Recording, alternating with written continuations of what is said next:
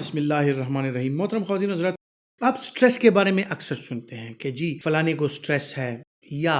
آپ کا stress management یا سٹریس کی وجہ سے آپ کی حالت خراب ہو جانا۔ یہ سٹریس بنیادی طور پر ہوتا کیا ہے، اس کے آپ کی باڈی پر اثرات کیا ہوتے ہیں اور اس کو مینج کیسے کیا جائے، یہ 3-4 چیزیں ہیں جو کہ آج کی ویڈیو میں بتانے لگا ہوں۔ تو آپ ویڈیو کو غور سے دیکھیے، آخر تک دیکھیے، تاکہ آپ کو اندازہ ہو کہ سٹریس ہوتا کیا ہے، اس کے اثرات اور اس سے بچنا یہ کیسے ممکن ہے۔ سٹریس کا اگر تذکرہ کیا جائے تو سٹریس آپ کے جسم پر یا آپ کے ذہن پر وہ چیزیں ہیں، وہ عوامل ہیں جو کہ دباؤ ڈالتی ہیں، چاہے وہ فزیکل ہوں، چاہے وہ سائیکولوجیکل ہوں، یعنی ان کا وجود ہے یا ان کا وجود نہیں بھی ہے، لیکن آپ کی جو کیپیسٹی ہے، آپ کے ذہن کی، آپ کے اعصاب کی، آپ کے فزیکل جو ایک کیپیسٹی ہے، ایک ایبلٹی ہے کہ آپ کتنی حد تک برداشت کر سکتے ہیں، کتنی حد تک آپ زور اٹھا سکتے ہیں، اس کو سٹریس کہا جاتا ہے۔ تو سٹریس مینٹل بھی ہو سکتا ہے اور فزیکل بھی ہو سکتا ہے۔ یہ سٹریس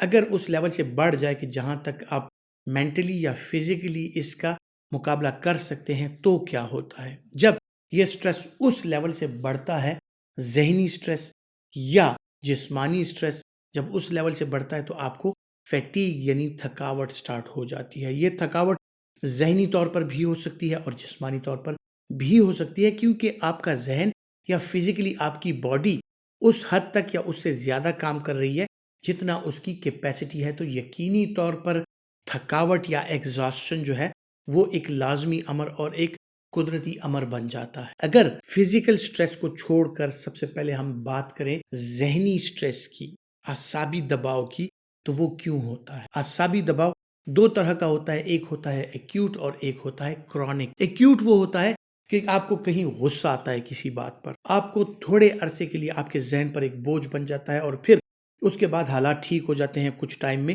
اور آپ کا یہ ذہنی بوجھ جو ہے، یہ دباؤ جو ہے، یہ کم ہو جاتا ہے اور آپ واپس اپنے کام میں لگ جاتے ہیں۔ اور ایک ہوتا ہے کرونک سٹریس، یعنی وہ ذہنی دباؤ یا وہ فیکٹرز وہ کم نہیں ہوں گے، وہ اسی طرح رہیں گے اور لمبے عرصے تک آپ اس ہیجان کا شکار رہیں گے، اس دباؤ کا شکار رہیں گے۔ ایکیوٹ سٹریس میں جیسے ہی آپ پر ذہنی پریشانی آتی ہے، آپ فلائٹ اور فرائٹ کے موڈ میں آ جاتے ہیں، یعنی آپ کا پلس ریٹ آپ کا تیز ہو جاتا ہے، بلڈ پریشر آپ کا بڑھ جاتا ہے اور ایڈرینلین اور نار ایڈرینلین جو ہے وہ آپ کی باڈی میں وہ سٹارٹ ہو جاتے ہیں، اس کی سیکریشن سٹارٹ ہو جاتی ہے، ایکسکریشن سٹارٹ ہو جاتی ہے اور وہ آپ کے خون میں شامل ہوتا ہے، اور اسی وجہ سے آپ جو ہے ہائپر ہو جاتے ہیں، آپ کا بلڈ پریشر بڑھنے لگتا ہے، آپ کا بدن جو ہے وہ تھر تھرانے لگتا ہے، کھپ کپی سی آپ پر آ جاتی ہے اور آپ جو ہیں تو غصے کی کیفیت میں آ جاتے ہیں، بلڈ پریشر بڑھ جاتا ہے اور اس وجہ سے آپ ایک ہیجان کی کیفیت میں چلے جاتے ہیں۔ یہ کب ہوتا ہے؟ جب آپ کو کوئی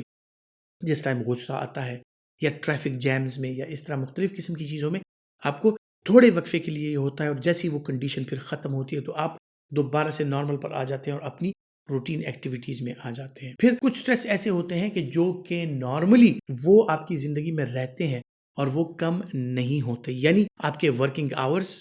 آپ کی ڈیوٹی کا سٹریس، آپ پر کوئی فزیکل سٹریس ہے، آپ کی فیملی کا سٹریس، ڈپریشن، انزائٹی،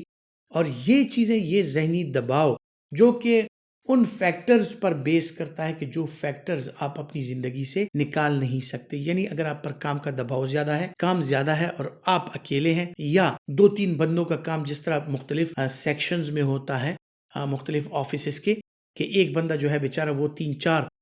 اس کی ذمہ داریاں ہوتی ہیں اور وہ سنبھال رہا ہوتا ہے اور وہ صبح سے لے کر رات تک اسی میں رہتا ہے، تو اس کی تو لائف ہی اسی میں گزرنی ہوتی ہے۔ یا کچھ لوگوں کا کاروبار اتنا ایکسپینڈڈ ہوتا ہے کہ ان کو کاروبار سنبھالنا، ٹریولنگ کرنا، گھر کی طرف توجہ دینا، یہ ساری چیزیں ہوتی ہیں، ان میں پھر نیند کی کمی، آرام کی کمی اور یہ چیزیں آتی ہیں جو ذہنی سٹریس اور دباؤ کا سبب بنتی ہیں، اور پھر یہی ذہنی سٹریس اور دباؤ جو ہے ان کے جسمانی جو عوامل ہوتے ہیں ان پر بھی اثر انداز ہوتا ہے، اور جسمانی طور پر بھی یہ لوگ بیمار ہونا سٹارٹ ہو جاتے ہیں، یعنی ان میں فیٹیگ، ان میں تھکاوٹ، ان میں چڑچڑاپن، ان میں وزن کا بڑھ جانا، ان میں بھوک نہ لگنے کی کیفیت، ان میں جو ہے تو غصہ زیادہ آنا، ان میں جو ہے نیند زیادہ آنا، بدن کی جو کیپیسٹی ہوتی ہے، بدن کا جو سٹیمنا ہوتا ہے وہ کم ہو جاتا ہے۔ تو یہ سب کرونک سٹریس کی علامات بھی ہو سکتی ہیں. بغیر کسی بیماری کے بندہ بیمار نظر آنے لگتا ہے تو یہ کرونک سٹریس کی علامات ہو سکتی ہیں.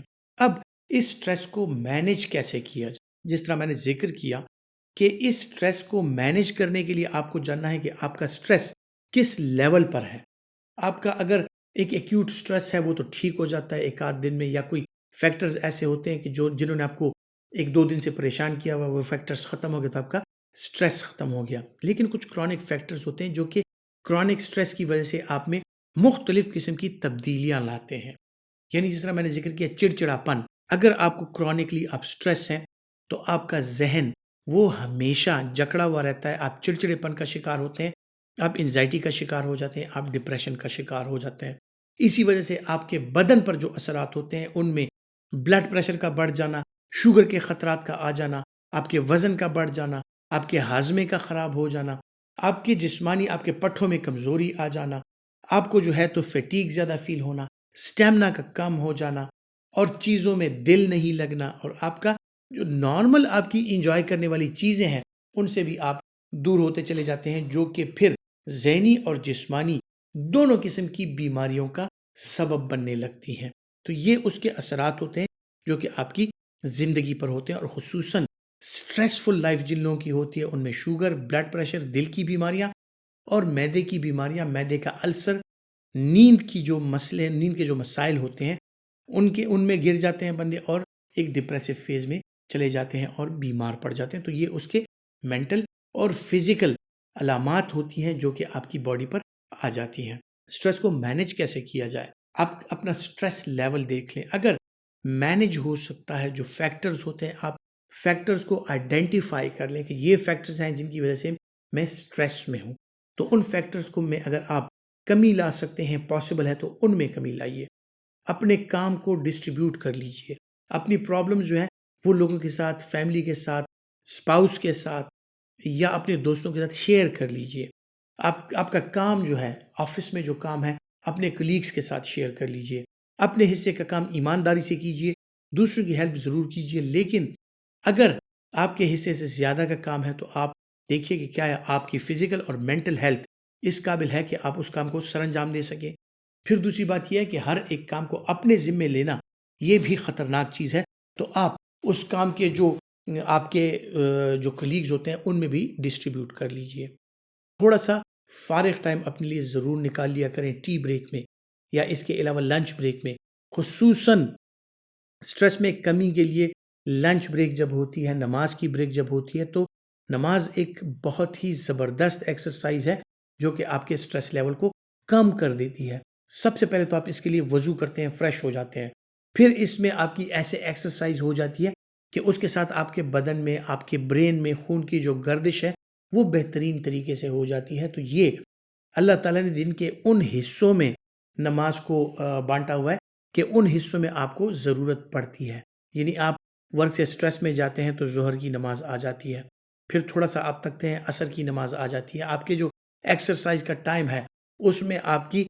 مغرب کی نماز آ جاتی ہے، اور پھر کھانے کے بعد اکثر اوقات آپ کو پھر تھوڑی سی ایکسرسائز اور سٹریس فری ٹائم چاہیے ہوتا ہے تو اس میں آپ کی عشاء کی نماز آ جاتی ہے. تو یہ اللہ تعالیٰ کی ڈسٹریبیوشن قدرتی طور پر ایسے ہے کہ آپ دن کے مختلف حصوں میں آپ سٹریس مینجمنٹ کر سکتے ہیں. اس کے علاوہ سٹریس مینجمنٹ کے لیے اس طرح میں نے کہا کہ آپ اپنی ایک روٹین بنا لیں. آپ اپنی نیند کا خیال رکھیں. آپ کی نیند پوری ہونی چاہیے، پرسکون ہونی چاہیے. ارلی سونا اور ارلی جاگنا، جو لوگ یہ عادت اپناتے ہیں ان میں سٹریس ہوتا ہی نہیں ہے. اگر آپ دیر تک جاگتے ہیں پھر دیر تک سوتے رہتے ہیں تو سٹریس فیکٹر یقینی طور پر زیادہ ہوتا ہے. نیچرل چیزیں یعنی ڈے لائٹ کا استعمال زیادہ کیجئے کہ ڈے لائٹ میں ہی آپ اپنے کام نمٹا لیں، اور جب دیگر یا شام کا وقت آتا ہے تو اس ٹائم میں آپ فری ہوں، اور آپ کے شام کا ٹائم جو ہے وہ آپ کی باڈی کو بھی یہ فیل ہو کہ اب رات کا ٹائم شروع ہونے والا ہے اور اب جو ہے تو آرام کا ٹائم شروع ہونے والا ہے. آپ کی بایولوجیکل کلاک جو ہے وہ نارمل پہ آ جائے. ڈائٹ میں آپ ایسی چیزوں کا خیال رکھیں، ہیوی ڈائٹس نہ لیں. لائٹ قسم کی خوراک، سبزیاں، پھل، چکن، مچھلی، یہ سب آپ لے سکتے ہیں. دودھ کا باقاعدگی سے استعمال، فلوئڈز جو ہیں یعنی فریش فروٹ جوسز، پانی کا خصوصاً استعمال جو ہے وہ آپ کے لیے بہترین ہو سکتا ہے. پھر کسی ہابی میں اپنے آپ کو مشغول کر لیں کہ آپ تھوڑی دیر کے لیے بھی اگر واک پر جاتے ہیں، باغیچے کی سیر کے لیے جاتے ہیں، گھاس پر آپ ننگے پیر چلتے ہیں یا بیڈمنٹن وغیرہ کھیلتے ہیں